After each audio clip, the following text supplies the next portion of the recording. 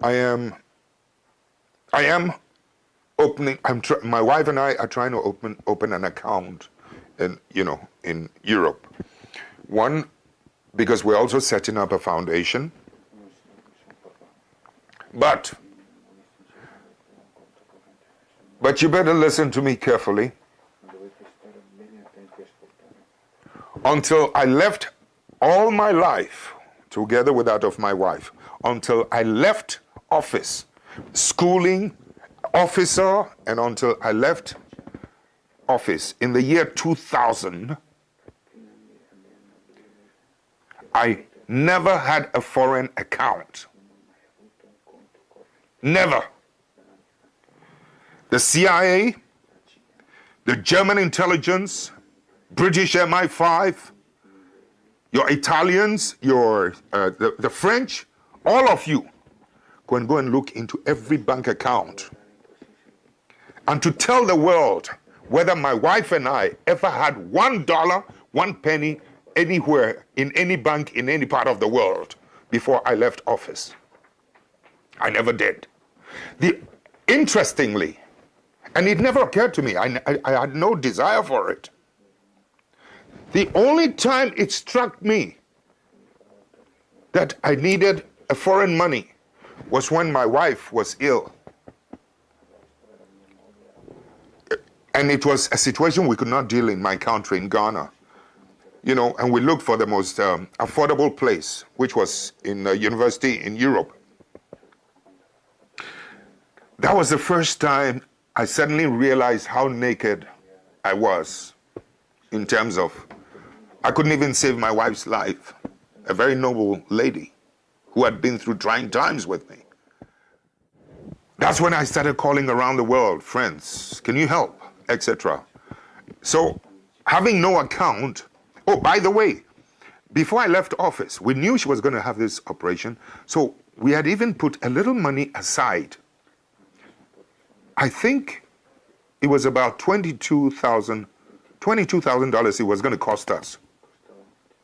My wife is asthmatic, and over the years, it has developed its side effects, both in her intestines and other complicated places. So it was going to be quite an expensive, this thing. And you listen to me carefully. I was looking around the world. Anybody help me? It's not for myself. I have no account. This is the address of the hospital. This is how much it's going to cost. I mean, it was the most shocking, painful experience I'd been across, that I could hardly get any assistance early enough. My government, who knew, the new government, who had taken over from me, who knew I needed help, and that we had made preparations, refused. On the last day before we were to leave, she was supposed to be on the operation table on the 22nd of a certain month. 2 days before, that's when I got a letter from the president's office, a 3-page letter, conditions I had to fill, a whole lot of rubbish. We got a ticket, we flew to London. This president, or this man who was a president who had been in office for almost 20 years, 10 years, 18, plus whatever it is, 8 plus another 2, almost 19, 20 years. I had no dollar account anywhere, and I had to stop in London to borrow money from someone so that I could go and do my wife's operation. You listen to me carefully. About 8,000, to take care of her needs, etc., into the hotel. 22,000 it was going to cost us, either dollars or euro. I think it was dollars, into the hospital. When the operation, after a while, I had to leave and go back to Ghana, and left her. Here's the shocking part of it. After the operation was done, on borrowed money, people don't believe it, but it's true, on borrowed money, when the operation was done, she was discharged into the hotel so that she could be brought in once in a while, for checkup, a review. Can you believe that when the driver of the embassy under the new government informed the ambassador that I have to take Mrs. Rawlings, for a review. The ambassador said no. In Switzerland, the Ghanaian ambassador, it happened in Switzerland, said no. The driver was so shocked, he put the embassy car key on the table, went and used his own personal car to go and drive my wife to the hospital for the review. This is the kind of vicious petty-mindedness that you can sometimes run in parts of the world in terms of my relationship with this character that, your Western powers or the Western powers have promoted, and they are trying to sanitize his image as if he's the cleanest, finest head of state in Africa. It's absolute rubbish. He's a criminal. He's a thief. He went around telling the world, wrote a letter to every bank around the world that I had stolen suitcases of money into bank accounts. I was trying to kill him, make a coup. I had stolen 19 cars, etc. All of them were false. I will not tell you something that the bank... It took 3 months for me to be able to open a bank account through somebody. Finally, when the bank manager was going to open that account for me, do you know what he told his Swiss friend? You can come and do it. Every day he goes there. Is it open? Is it open? Is it open? Finally, after 3 months, the man told my friend that he is one of the few African heads of state who does not own a foreign account. You can now come and open the account for him.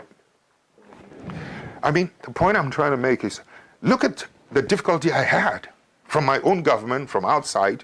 But then the other side of it is that to be so mean that not even the driver could send my wife for a review. That ambassador, for being so, he was so mean, the government withdrew every protocol facility as a former head of state.